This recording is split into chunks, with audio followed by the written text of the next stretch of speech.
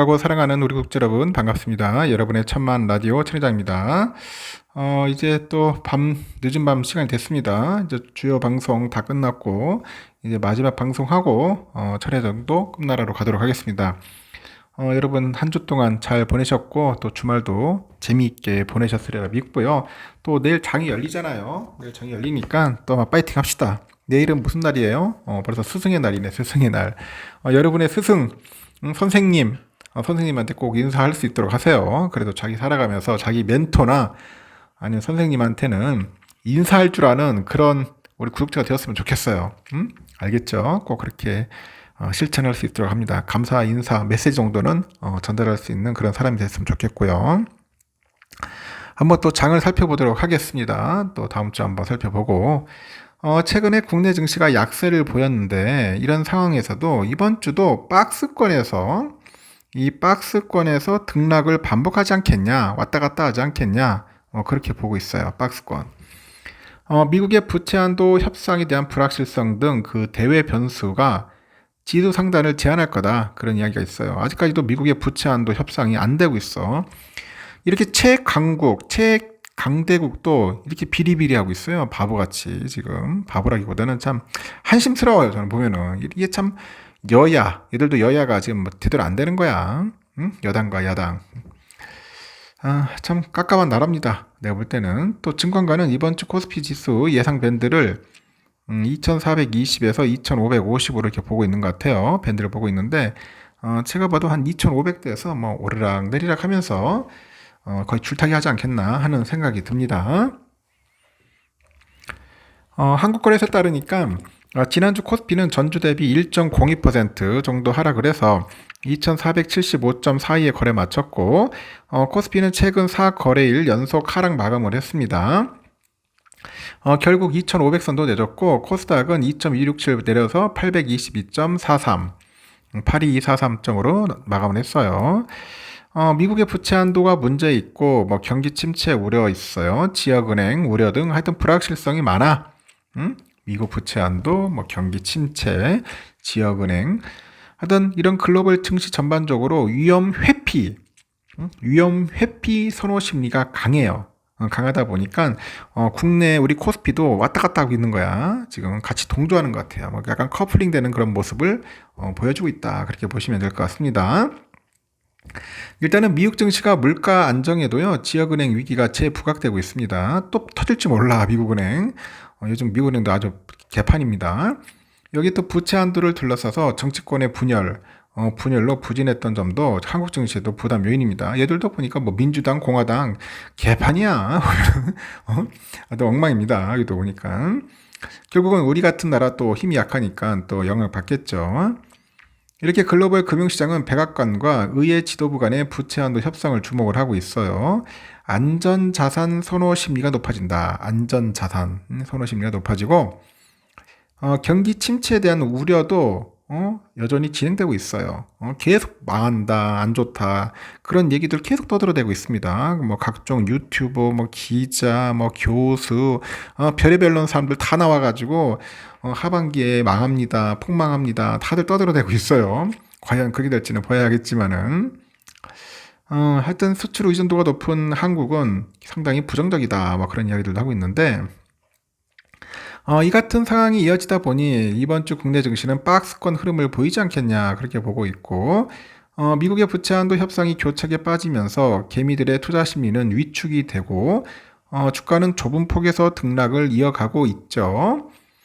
미국 경기 하강과 부채 한도 협상이 상단을 제약하고 있기 때문에 증시는 당분간 박스권 장세를 이어갈 가능성이 높다, 그렇게 이제 내다보고 있는 것 같습니다. 연초 이후 강한 상승세로 증시를 견인해왔던 2차 전지주, 2차 전지주가 약세를 보인 점도 부정적인 요인이다. 증권가의 매도 리포트, 그리고 이동채 전 에코프로 그룹의 회장의 구속, 이런 악재가 겹치다 보니 지난 한 주 동안에는 2차 전지 대장주 에코프로 주가가 벌써 한 20.35% 정도가 떨어졌어요. 하락을 했습니다.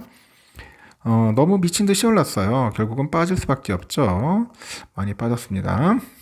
지난달 900선을 웃돈 코스닥은 에코프로비엠, LNF 등 2차전지 소재주의 주가 하락으로 지난 10일 830선을 밑돌았는데 2차전지 관련주가 조정을 겪다 보니 국내 주식장도 함께 부진한 모습을 보이고 있습니다.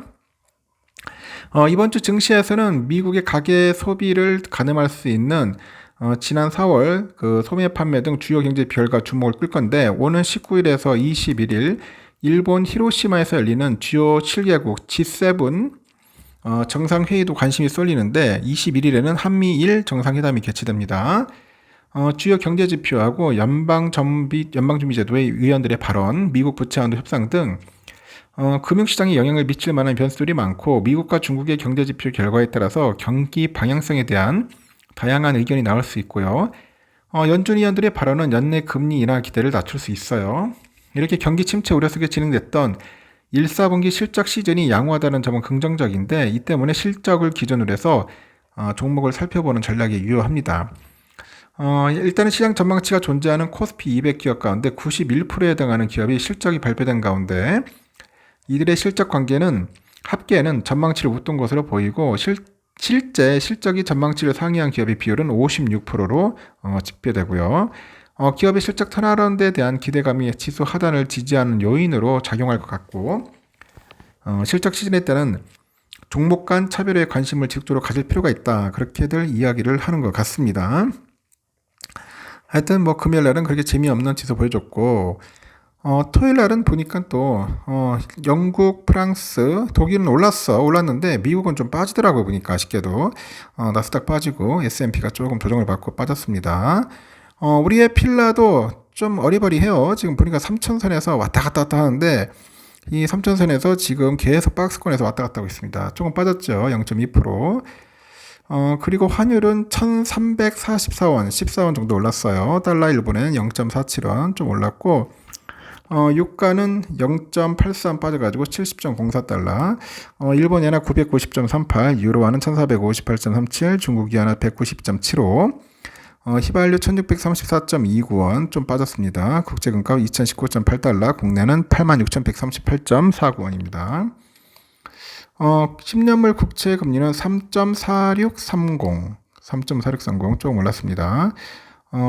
선물은 보니까 다우는 한 0.18, S&P 0.29, 나스닥 0.57, 러셀은 0.48 이렇게 가지고 모두 소폭 하락을 했다. 그렇게 보시면 될 것 같습니다. 우리의 삼성전자 64,100원인데 여러분들 아시다시피 조금 빠졌죠. 내가 볼 때는 다시 또 슈팅합니다. 슈팅을 해가지고 다시 또 65,000원 선으로 올라갈 겁니다. 올라가서 왔다리 갔다리 할 거니까 걱정하지 마시고 계속 떨어질 때마다 주워 담고 우선주도 마찬가지로 55,000원 선에서 55,500원까지는 충분히 다시 또 반등을 할 수 있으니까 참고하십시오. 아직까지는 내가 볼 때는 54,500원에서 56,000원 사이에서 약간 밴드상에서 왔다 갔다 할 겁니다. 애간장 틈에서 움직일 수 있으니까 여러분들 참고하시고요. 어려움이 있더라도 꿋꿋하게 참고 버티고 존버하는 우리 구독자가 많았으면 좋겠습니다. 하여튼 여러분 수고하셨고 편안하게 주무시고요. 여기까지 하겠습니다. 하여튼 내일 새벽 6시에 꼭 뵙도록 해요. 여러분 주무세요. 굿나잇.